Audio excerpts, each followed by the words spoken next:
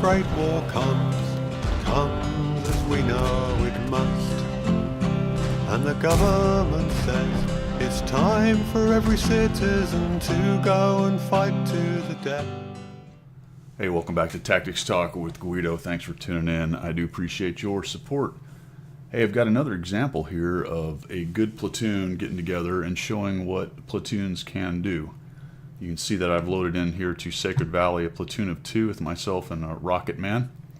And right off the bat, we are in a very good situation here. We've got Panther M10s, and we are top tier in a 357 with arguably overpowered tier 7s, and we've got 2 Comets on the other side, which are decent tanks, but probably not on the same level of the Panther M10. You see that we have spawned down in the southwest, and I'll get going here. Rocket and I will be talking about how we're going to handle this. And being a platoon and knowing each other's play style, we decide, you know what, let's go over to where basically the heavy brawling area is.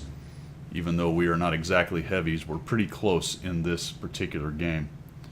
So looking at the enemy lineup, there are some artillery to contend with, and the T-150 is probably the most worrisome, or one of us getting caught by both Comets and gunned down. Right off the bat, we get seen by the 67, and I'm a little concerned about Artie, so I'm going to tuck up against the wall right here.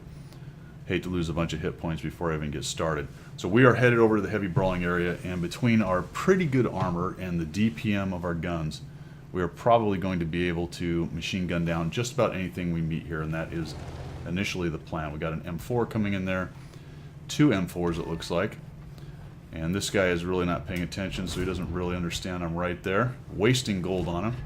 I went to gold just because I wanted to deal with that 150 if I saw him first, and of course, the problem I have is I just start shooting my gold. He gets a shot in on me, and now we are basically talking as we go through this, discussing the M4s. Then we see the Su-85. We both jump on him, and here we go. So we jump out to a pretty good lead, but if you take a look at the mini-map, we're discussing this. There's the 2 Comets. When we initially saw them, we knew they were not something we had to deal with right now. So that was good. They're up there killing a few of our smaller tanks, and we've got the majority of our tanks up here in the northwest. So we are going to initially push towards Cap because we want to see if there's anything else behind this little ridge right here. And we see that there's a 3001 and the T-150. Plus we've got some scouts in the middle in the AMX-12. So we're going to deal with these guys, but we know pretty quickly we're going to have to go back to Cap, and that is something we're discussing right now. And that's one of the good things about a platoon. You can coordinate what you're doing instead of just relying on yourself and hoping that the rest of the team does what you're thinking. So I'd say, hey, I'm going to take out this 12T. I continue to shoot at him. He's having a hard day, trying to get away, but I end up gunning him down. And then we're discussing, hey, we've got the 150 right here. Let's get rid of him, and down he goes. However, the rest of our team has suffered some losses, and it's still a fairly even game. So I say, all right, Rocket, I am heading back. I'm going to go take care of Cap. And he says, all right, I'm going to go take care of this artillery back here so they're not bombing us while we're trying to deal with the Comets. I had a video a while ago where I went to the artillery myself, and it came close to being a loss because I wasn't able to also go back to the Cap and ensure that there was a reset. I had to rely on the rest of my team. Well, in this case, in a platoon, we're discussing that, and he says, well, I'll go take care of them. You go reset the Cap. And fair enough, based on what we had left and what we were facing, I figured we'd be able to handle that pretty easily. I'll come up here and take a shot onto him. And I shoot at him for a bit, but I'm not shooting at the guy that's on Cap because I'm not really too worried about him. I'm going to use these buildings because I know there's a little ridge area over here I'd like to get into, but they are right now kind of sitting out in the open, so I'm not too worried about them. There's the other Comet. And I got a bit of a crossfire set up on myself here, so I'm not exactly too excited about this spot right here right now. And she's doing a pretty good job at knocking me down. So comparable guns between the two of us. Our M4 decides to jump on the Cap, and now we've got Rocket moving his way back in. Now, good news is I had some help come back with me initially, but most of them are dead. And I've got the M44. Not exactly sure what his plan is here other than die, but there he goes. And now I see the rest of those guys. We've got a G1B back there. Somehow I bounce off that guy, put another shot into him, and that's going to start knocking him down. I think there's another guy in there that I don't see. Yeah, the other Comet, I believe, is on the Cap. So I am hitting a guy that's not really giving me a lot of reset points because I don't see the other one right now. But if I can kill this one off, that's going to help me out a little bit here. We'll get rid of him, and now we can deal with finding the other comet. So we still have 2 comets. They still have a pretty good chance of gunning one of us down if we're not careful, and you'll notice that Rocket's a little bit worse off hit points wise. So we got to find them. There they are. There's the 67 in him, and now we've got these guys, or we'll have these guys in a bit of a crossfire. We got Rocket coming up. Now, had they just all pushed on me, especially the 2 comets, they probably would have been able to catch me out alone over here and take me down. But as it was, they were quite timid.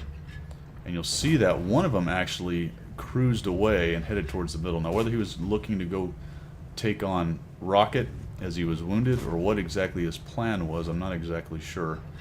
But he ends up dying, and now we're at 5 kills and 7 respectfully. And that's going to get us a crucial contribution at this point.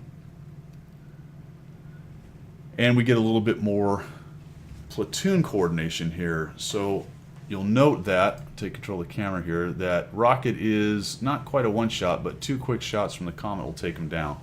So initially we were going to kind of split up, and he mentioned that, and I said, yeah, you're right, let's stick together. There's no reason for you to go get caught out alone and killed, and then me have to deal with it. And now we get this guy and we find him. He's hanging out in the middle right here. He's come back, and now he's in a bit of a crossfire problem from us. I'll shoot on the run. I get a nice track on that, kind of using this other tank as a little bit of armor. Unfortunately, track him right there. Put another shot into him, and now it's just basically the DPM between the 2 of us. Put him down and bring me up to 6 kills. So we'll jump over to Rocket's replay after this, take a look at it real quick, but just a good example of obviously a very permissive environment, good tanks with a good setup. A platoon on the top of a 3-5-7, especially good players, is going to be pretty overpowered.